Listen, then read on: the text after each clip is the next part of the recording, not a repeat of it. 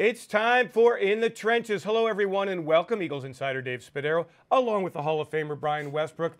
And we're here to talk about the Eagles and the complete annihilation of the Washington Redskins on Sunday at FedEx Field. The Eagles pitching their first shutout since 2014, overwhelming the Washington Redskins. And Brian, the number that jumps out, 89 total net yards of offense for a Redskins offense that, frankly, we didn't expect a whole lot from. But still, what a great springboard to the postseason for the Eagles defense. You know, one of the things that you say in the NFL is that those guys on the other side, they get paid too. And no matter how bad you think an offense is, they get paid too. And they have NFL athletes over there, and you kind of expect them to get at least 100 yards of total offense in the game, 50 yards in each half.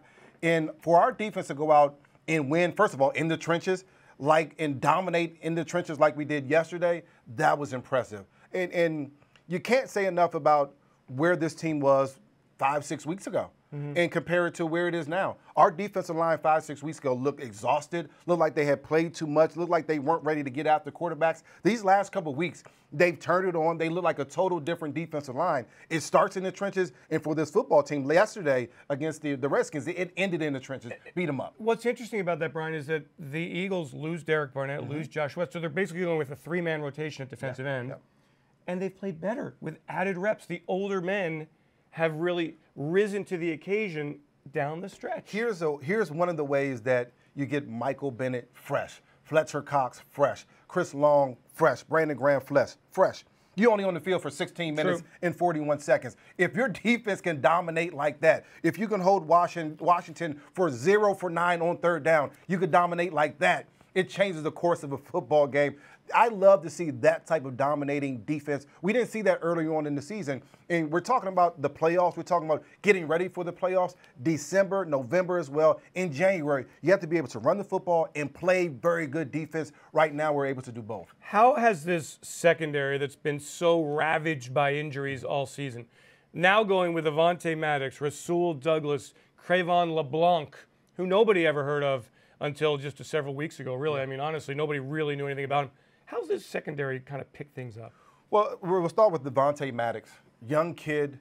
He is a competitor. He gets after, he sticks his nose in there at every opportunity. He's done a great job coming back off an injury, adding to the secondary. So you can't say enough about a young kid doing that. But Rasul Douglas, when you think about this, he gets beat up sometimes.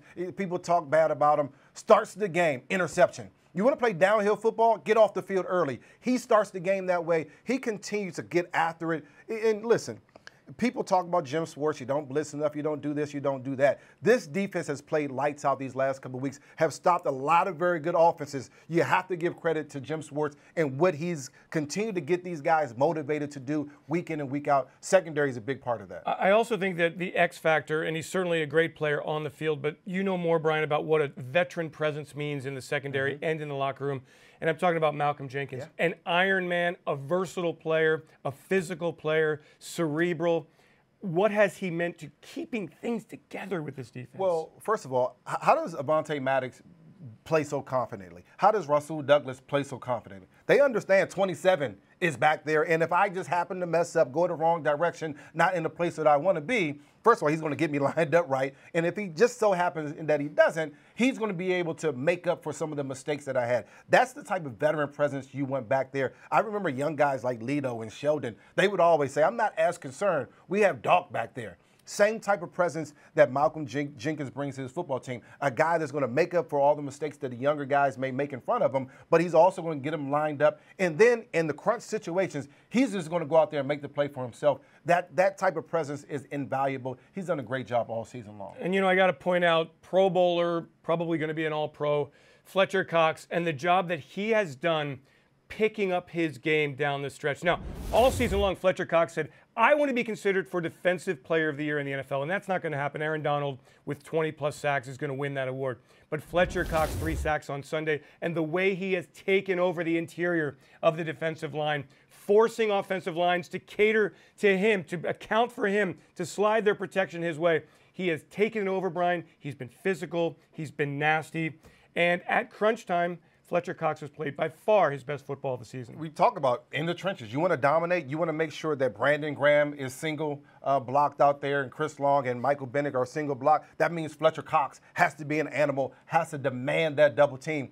And amazingly, he demands a double team, still gets 3 sacks. He gets double team on almost every play. He bullies 2 people at once, still dominates up front. Fletcher Cox is a man amongst boys. He's strong, he's quick, he has good hands, he has great footwork. He continues to do the small things that make him one of the most elite pass rushers in the league from the defensive tackle position. Hard to do. So Eagles have one of their most dominating defensive performances that we've seen in a long, long time.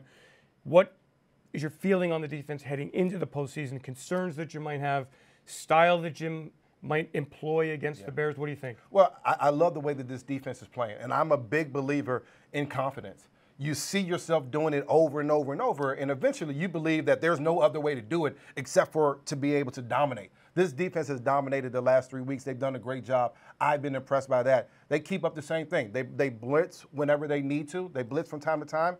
But this defensive front has to dominate up front. They get a week off. This past week, I count this 16 minutes yesterday that they played. That's a week off. Now they could be fresh for this game that's going to be critical when you go on the road and play the Chicago Bears. I love hearing that. Defense wins in the playoffs, and the Eagles defense heading into the postseason feeling really good about itself, and deservedly so. Brian Westbrook, Dave Spadaro, thanks for joining us in the trenches. Have yourselves a happy, healthy, and safe New Year's, everyone.